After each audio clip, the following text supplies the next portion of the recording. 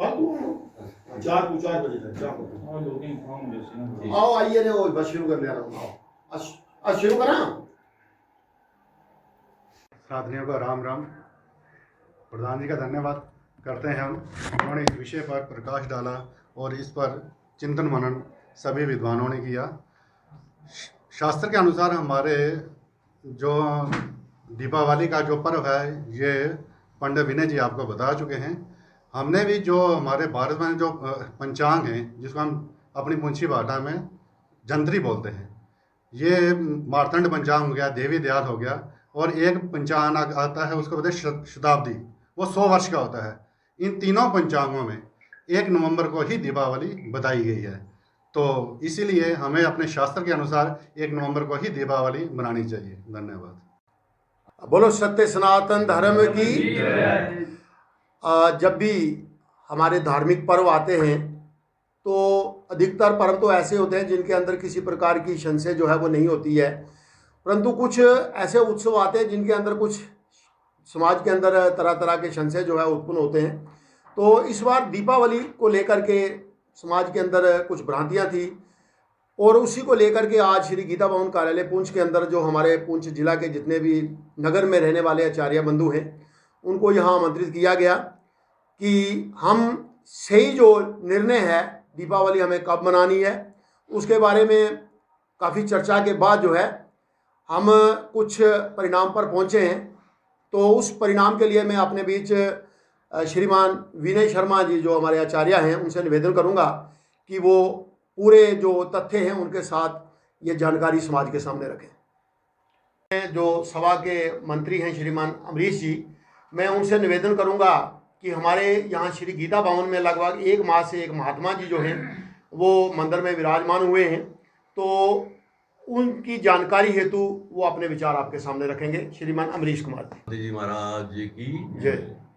जैसा कि प्रधान जी ने कहा है कि यहाँ महात्मा जी जो हैं श्री गीता भवन पुंछ में विराजमान हुए हैं, जो सुबह शाम जो हैं भजन कीर्तन गीता जी का पाठ इत्यादि करते हैं, तो उन्होंने ये इच्छा जाहिर की है कि वो हर रोज़ कल से लेकर शाम को 4 से लेकर 5 बजे तक एक संस्कृत पढ़ाने की क्लास जो है वो आरंभ कर रहे हैं।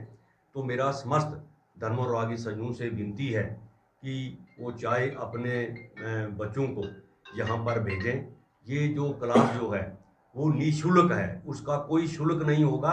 तो अपने बच्चों को संस्कृत पढ़ने के लिए वो कल से लेकर श्री गीता भवन पुंछ में उनको भेजें, ताकि हमारे बच्चे जो हैं गीता जी या संस्कृत के जो मंत्र आदि जो हैं उनको पढ़ना या बोलना उनके लिए शुभ हो। धन्यवाद। बोलो सत्य सनातन धर्म की जय। सबसे पहले आने वाले दीपावली पर्व का आप सब पुंछवासियों को, देशवासियों को हार्दिक बधाई हो। और हम ये जो आज की बैठक है इसके लिए प्रधान श्री सनातन धर्म सभा पुंछ श्री खेत्रपाल शर्मा जी और उनके जो कार्यकारिणी समिति है उनका भी धन्यवाद करेंगे, क्योंकि बात ऐसी है कि हमारे सनातन धर्म में एक ऐसी विशेषता है कि हमारा कोई भी पर्व जो होता है, कोई भी निर्णय होता है, ये ज्योतिष के अनुसार होता है। और ज्योतिष ज़्यादातर जो सूर्य उदय, सूर्य अस्त, चंद्र उदय, चंद्र अस्त के हिसाब से चलता है। जैसे अरुणाचल प्रदेश में जो सूर्योदय होता है और उसके अकॉर्डिंग, उसके हिसाब से पुंछ में जो सूर्योदय होता है उसमें बहुत फर्क अंतर पड़ जाता है। तो उसी हिसाब से क्या होता है कि हमारा कोई भी पर्व जो होता है ये इन्हीं ज्योतिष के आधार पर उसकी गणना के हिसाब से जो है चलता है। तो इस वर्ष जो दीपावली पर्व आ रहा है इसमें भी कुछ संशय जो उत्पन्न हो गया था, क्योंकि आजकल फेसबुक यूट्यूब का ज़माना है, कोई कुछ कहता है कोई कुछ कहता है, परंतु हमें अपने पंचांग के अनुसार ही चलना पड़ता है। और पंचांग के अनुसार जो दीपावली का पर्व है वो 1 नवंबर को मनाया जाएगा, क्योंकि इसमें अमावस्या का विशेष महत्व होता है। अमावस्या जो है 31 अक्टूबर को शाम को प्रारंभ होगी और 1 नवंबर को जो है शाम को ख़त्म होगी 6:17 पर। तो इसमें शास्त्र कहता है कि अगर 2 दिन में अगर अमावस्या आ जाए तो अगर जो सूर्योदय से लेकर के सूर्य अस्त तक जो अमावस्या होती है उसी दिन जो है दीपावली पर्व मनाया जाता है।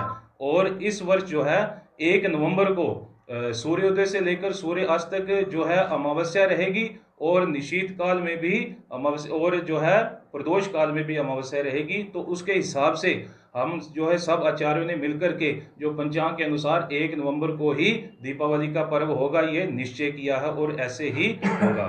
इसके आगे प्रधान जी बताएंगे।